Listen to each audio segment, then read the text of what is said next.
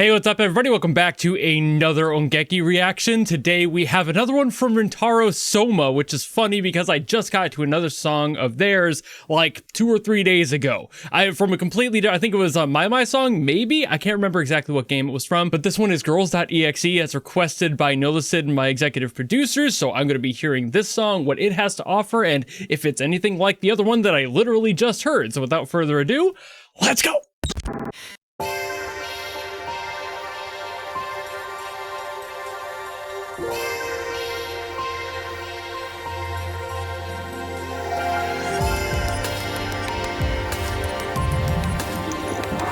I'm loving the start, like already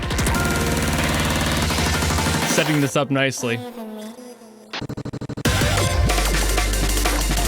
Ooh, ooh! It's like it's tickling you. It's like, ooh, it's teasing you.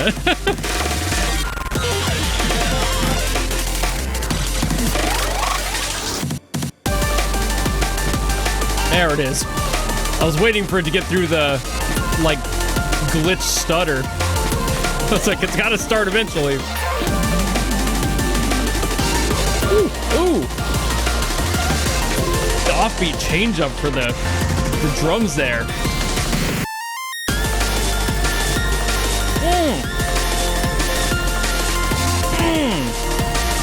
Beautiful lead.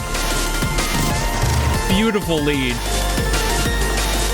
Keeping that sound design simple in this case.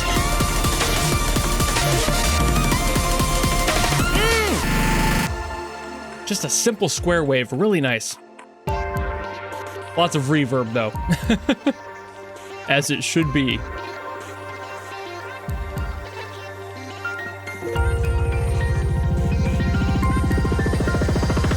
Lots of kick. Hello. Whoa. I did not think there would be a vocal sample in here.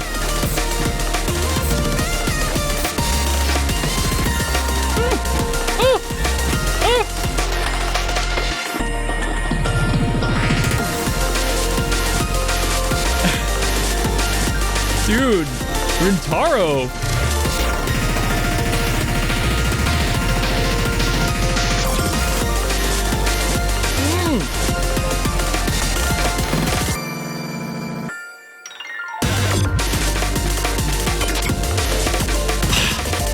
This is one of those songs. This is one of those songs. I'll explain what I mean.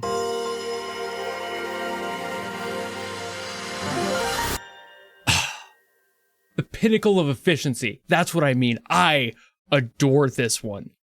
I absolutely fucking love it. Again, I repeat, this is one of those songs that just nails what efficiency means in music. I think it's utilizing the B flat scale, which is a super interesting one. It could also be just a variation of it because there are like relative keys and everything that are basically the same notes, but just starting on a different note. But effectively,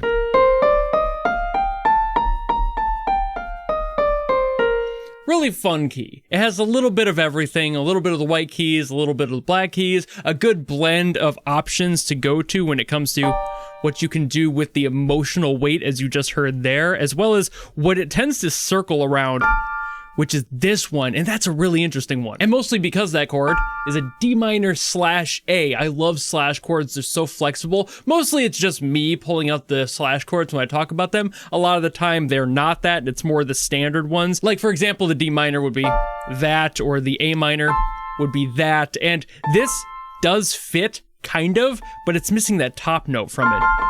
And this would be an F-A, and if we just move that up one, a D minor slash A. So there's just a bunch of flex in here, and I love that whole ending of that solo bit in there, that... And it's just kind of, it keeps things moving. It uses all of those notes in there to keep things just kind of floating between in this nice relationship. And you can hear things like this in there, which is an A diminished. Like, there's so many options in the chords for this one, and that's why B flat is such an interesting key to me. I don't, again, know if it is exactly B flat, but it does have the same notes for sure. I played through a bunch of it just to make sure that I wasn't going crazy, and the notes are definitely the same. It's actually very possible that it is the G minor, which would have the same notes in it. And as you can tell, it does sound a little bit different. Again, same notes. It's just a matter of how you apply them, where you start from. The tonic is different, so the feel is going to be different. But like I mentioned, having the efficiency of this chord and of this scale is why I love this song so much. It is so easy to do whatever you want when you have a perfect balance, effectively, of the black and white keys. It's always great having a good balance of those notes, because that means you can pull out as much as you want on the good side, the happy side of music, as well as the sad side, the tension, having a lot of emotional weight in the song, while also keeping it bright enough to not feel like you're losing yourself in it anywhere. This song has a little bit of that. It sounds more melancholic in a lot of places because of that, and that's why it's so good. There's plenty of flex for diminished chords in here, having notes that are right next to each other that you can utilize in different ways compared to the standard major chords, and that just makes the song that much more lively, while also being extremely efficient on what they did with the drums and everything. The beat choices in here were phenomenal. Rintaro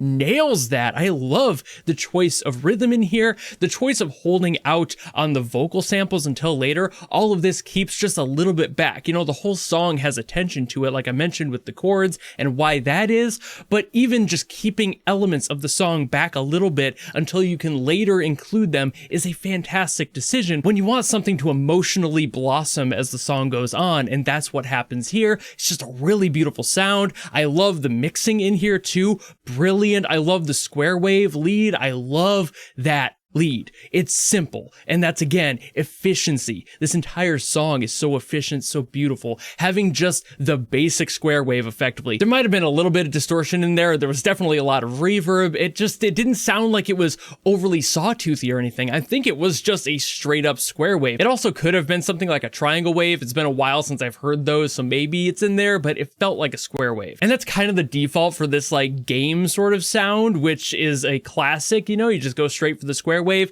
It's the easiest one to produce. It's the easiest one to use. Basically, it fits anywhere and everywhere. It's very complementary to most sounds. And when you don't mess with it too much, you get something like this. And it's the same reason why like classic EDM songs, like really big club hits, had leads like this. Like Better Off Alone, for example, had a really basic synth, not much going on there. Things like Carmel Dancin' even just had not much when it comes to the distortion or the effects on their stuff. They just left it as a generic wave with a little bit of reverb, some echo, nothing that really affected the sound of the wave itself. That's why this song is so efficient, and that's why it sticks in your brain. I'm sure a lot of people agree. This song is going to be in my brain for a while, and it's purely because it's so efficient, you're able to hold it in your brain for longer. There's so many good things about the song that doesn't overload your personal RAM in your own brain that you're able to keep it around for longer.